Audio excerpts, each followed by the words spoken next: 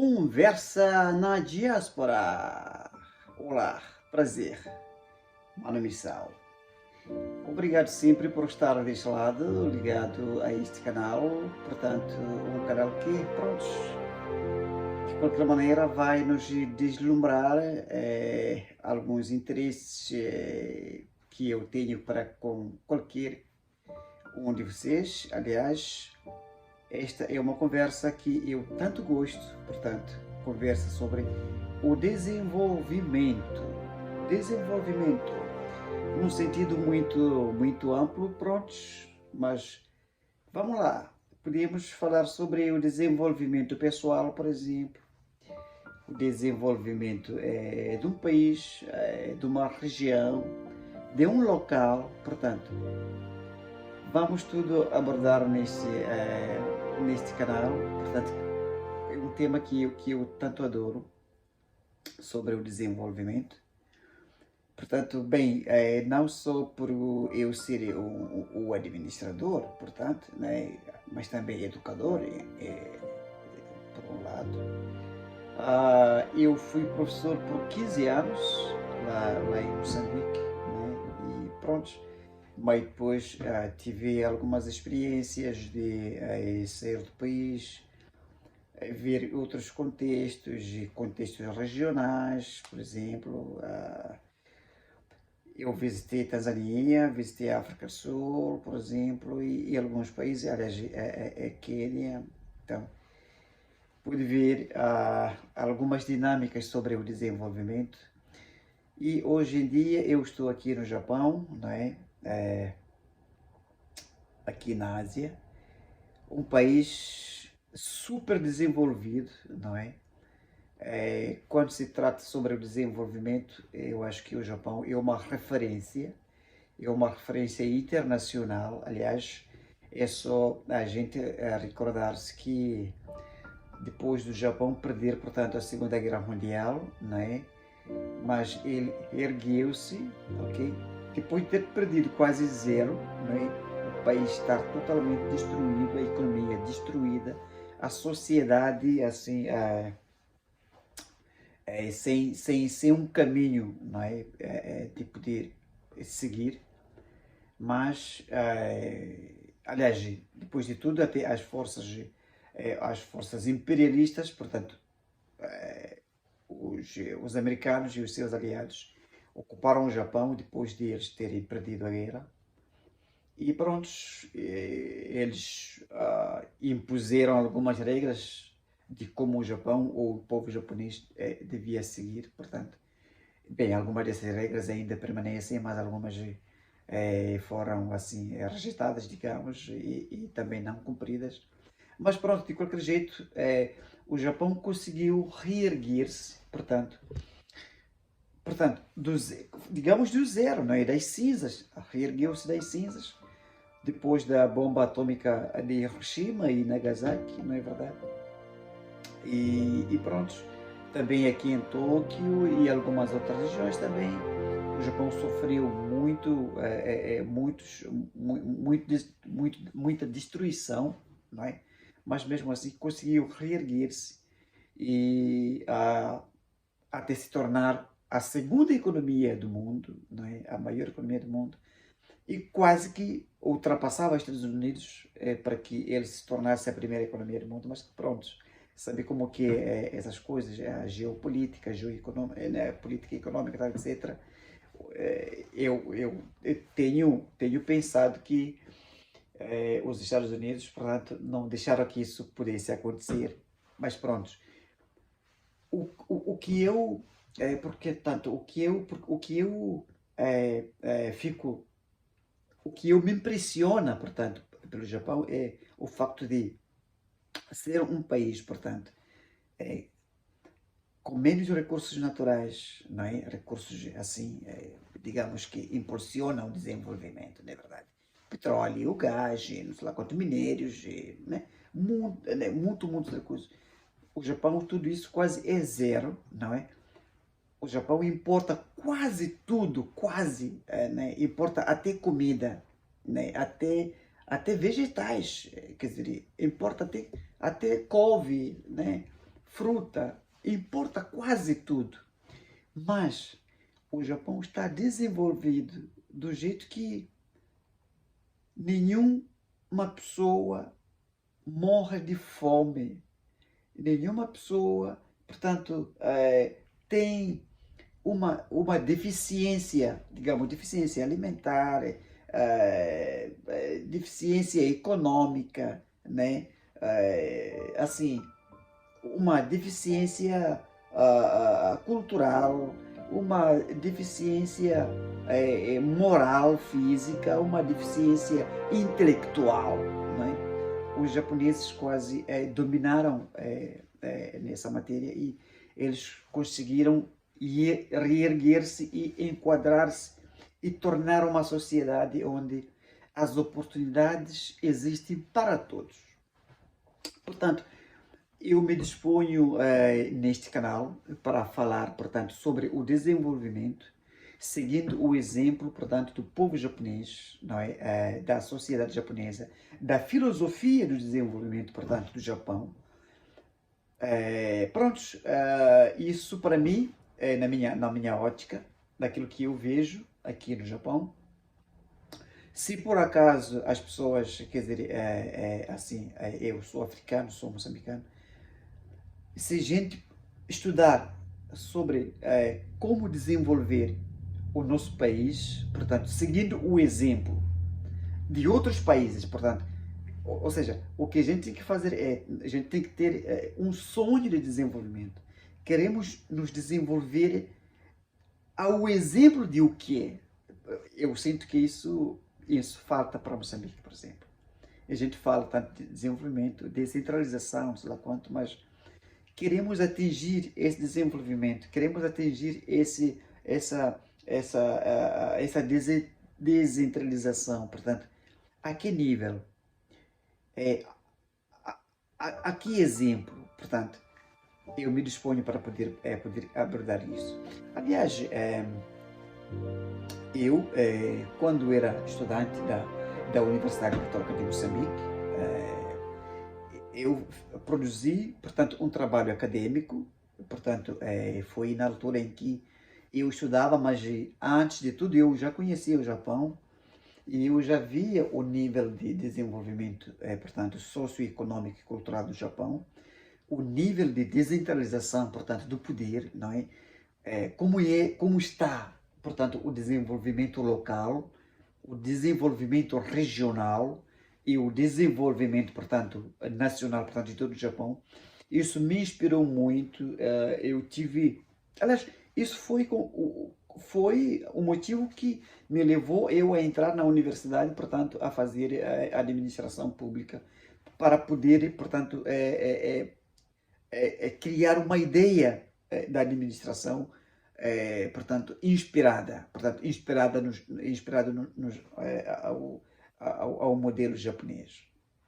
Mas pronto, as circunstâncias foram assim, mas o importante é que eu produzi um trabalho sobre descentralização e o desenvolvimento, portanto, quer dizer, dinâmicas de descentralização no processo de desenvolvimento. Portanto, um trabalho que eu falo sobre, portanto, o processo comparativo, não é? Comparação sobre o desenvolvimento local ou o desenvolvimento e desenvolvimento de Moçambique, portanto, do Japão. Pronto, eu falo, portanto, algumas linhas, como foi o processo de desenvolvimento, ou seja, de descentralização aqui no Japão, não é? Como era antes, porque também o Japão, na verdade, antes era também assim um estado centralizado. Portanto, aliás, a gente sabe que o Japão foi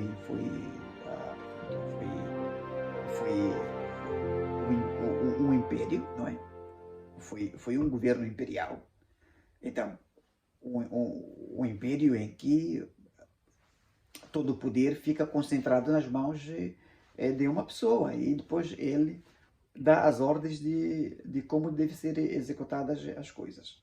Mas pronto, eles conseguiram, portanto, passar esse processo e descentralizar os poderes para as estruturas locais e desenvolverem-se. Aliás, um dos pontos que é muito interessante aqui para os japoneses, na verdade, é que mesmo no momento do Japão imperial, portanto, quando o imperador, ou seja, quando o imperador, as forças imperiais ocupassem, portanto, uma região, o que eles faziam? Eles elegiam, portanto, o representante do governo central, mas um cidadão, portanto, local. Só que ele tinha que ser aliado, portanto, do, do governo central, portanto, do imperador, na verdade. Então, todos esses nuances eu abordo nesse contexto, quer dizer, nessa pesquisa, porque é uma pesquisa que eu fiz e eu consegui conversar com alguns governadores provinciais, muito mais o governador de Miyazaki, por exemplo, da prefeitura de Miyazaki, e depois, aliás, eu estava lá, e depois o prefeito de Hiroshima, na altura eu também, quer dizer, eu me hospedava em Hiroshima, vivia lá, e em algum momento, no momento que eu estava estudando, e depois quando eu vim aqui. Portanto, para além deles também, eu consegui conversar com alguns cidadãos japoneses, e assim,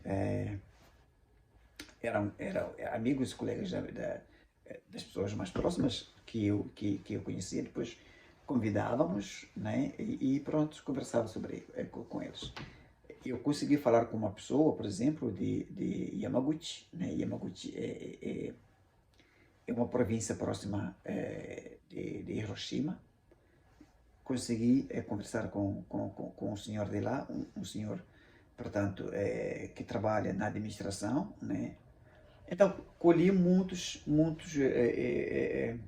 ideias, não é? Interessantes, na verdade, que eu abordo nesse conteúdo da descentralização, portanto, das dinâmicas de descentralização. Portanto, num estudo comparado, eu ainda replico, num estudo comparado à descentralização, portanto, de Moçambique e no Japão, ok? Isso leva tempo e é um processo, na verdade. Mas não é fácil, mas também não é difícil. E não é que é impossível. É possível. Então, deixando disso, vamos lá. O Japão, na verdade, é um país desenvolvido, ou seja, o país mais organizado do mundo. E as pessoas disso sabem. Se você não sabia, já deve saber. Não é?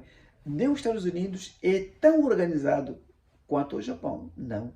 Nem a Alemanha, portanto, é tão organizado como o Japão, por exemplo, não. Por que eu falo dos Estados Unidos? Porque é a maior economia do mundo. Por que eu falo, por exemplo, da Alemanha? É a maior economia, portanto, da Europa, da zona euro, não é verdade? Mas nem tão esses. Ou seja, aliás, até eu posso dizer assim, qual é o avião que voa sem nenhum produto japonês que tenha entrado lá? Um avião comercial. Epa, eu não sei se você pode me dizer. Significa o quê? O povo reorganizou-se, mesmo tendo perdido, mas eles não desistiram, organizaram-se e pronto, criaram esse modelo que sustenta, portanto, a economia japonesa, a sociedade japonesa, a cultura japonesa, e que não só eu me inspiro nele, mas, na verdade, muitas outras pessoas também se inspiram e muitos governos também se inspiram. Aliás, eu depois vou abordar um tema similar a esse, a inspiração, por exemplo, dos chineses, portanto, na pessoa do presidente, o presidente chinês, uh, Mao, Mao Tse-tung, exato, né? O Mao Tse-tung, ele, depois dele ter vindo para o Japão, pela primeira vez, porque o Japão colonizou a China, ok? Tiveram, pronto, algumas desavenças, tal, etc. Mas depois eles normalizaram as relações. Daí o presidente Mao Tse-tung veio, visitou o Japão, ele viu, portanto, o comboio, o Shinkansen, né? O comboio rápido aqui no Japão.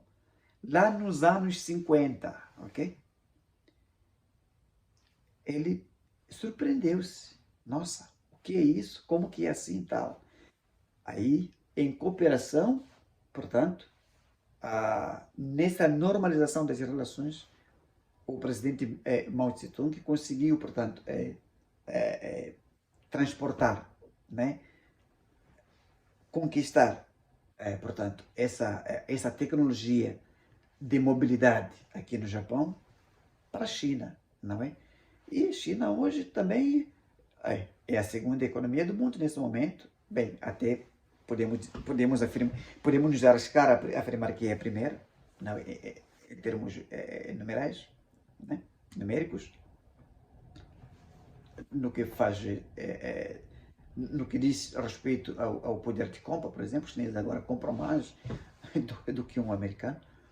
Então, eles conseguiram criar, portanto, um sistema também de transporte tão eficiente quanto, ou seja, como os japoneses. Porque os japoneses, no que diz respeito ao transporte, são número um a nível mundial. Pontualidade, eficiência, segurança, ok? Qualidade dos serviços, comodidade, número um a nível mundial. Se você quiser isso ter como prova, é só procurar pela internet, por exemplo, e clique. Maior sistema de transporte, não, melhor sistema de transporte do mundo, transporte público, mesmo que seja privado, né? Os países que têm isso, vai ver quem está no topo, portanto, nessa classificação. Então, como sempre estou dizendo, não é que a gente tem que ser assim. Bem, é possível, mas a gente pode se inspirar nisso. Porque o que falta, na minha opinião, o que falta aos nossos líderes é inspiração. Eles não se inspiram. Eles não têm um modelo de desenvolvimento. Querem aproximar-se a quem? Querem fazer como quem? Eles não têm isso. A razão pela qual eu assisto muito, por acaso eu agradeço muito o Gil Vicente, por exemplo. É Gil Vicente? É Gil alguma coisa aí? João Gil ou Gil que? Aí, que posta os vídeos da STV pela YouTube. Eu escuto e acompanho muito os debates que está acontecendo neste momento lá em Moçambique sobre descentralização, tal, e não sei lá o que, né, de muita coisa. Então, eu acho muito interessante como o moçambicano também está pensando nesse preciso momento. Portanto, eu consegui perceber que as pessoas questionam, mas olha, qual é o plano de desenvolvimento deste país, né, a longo prazo? Isto é muito positivo, é muito positivo. Mesmo eu estarei a abordar, por exemplo, nesse canal, os planos de desenvolvimento, portanto, do povo japonês, do governo japonês, a médio e longo prazo. Aliás, tanto que para eles já é longo prazo, né? Porque, assim, o japonês, nele não precisa desenvolver, porque desenvolver, ele já desenvolveu. O Japão está super desenvolvido. O que ele quer é manter esse desenvolvimento por longo tempo. E ele vai conseguir. E eu vou explicar por quê. Como eu já disse antes, o Japão, um país um país que não tem recursos naturais, não sei lá quanto, etc. Mas desde os anos desde lá, os anos 40, depois dele ter perdido 45, mas dali 50 anos depois, ele conseguiu manter na posição como, quer dizer, como se fosse topo 2 das maiores economias do mundo. Não é? Ou top 5, por exemplo, digamos isso. Top 10, por exemplo, digamos isso. E até agora, ele é a terceira maior economia do mundo. Vamos lá. Um país que não tem, que depende quase de tudo. O Japão depende quase de tudo. Mas eu te garanto, viver no Japão, bem, não sei, porque eu nunca vi e nunca alguém me contou quem viveu no paraíso, né? Ele nunca me disse o que é viver no paraíso. Mas pronto, aquilo que eu leio na Bíblia, aquilo que eu percebo sobre as escrituras bíblicas, eu posso comparar o Japão como se fosse um paraíso na Terra. É, um paraíso na Terra. Onde as pessoas têm tudo quanto eles quiserem. E tudo o que eles quiserem. No momento em que eles quiserem. Ok? Somente claro, trabalhar para tal, não é? E ter o foco do que você quiser. E é isso. Serviços que funcionam. Assim, olha, como se fosse a Bíblia. Eu digo, na verdade, assim, gente que vive como se fosse a Bíblia na realidade. E não na leitura, não lendo, não, na realidade. Então, essa filosofia portanto, os bíblicos pensaram, né, do que podia ser uma sociedade, como que as pessoas podiam se comportar, como as pessoas podiam viver, tal, etc. Aqui se vive quase sem nenhum problema, ou seja, do mesmo jeito.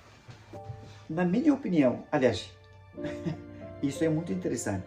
O que a gente vive, por exemplo, em outros países? Bem, o que a gente vive em Moçambique, por exemplo, porque eu sou moçambicano e eu conheço muito bem.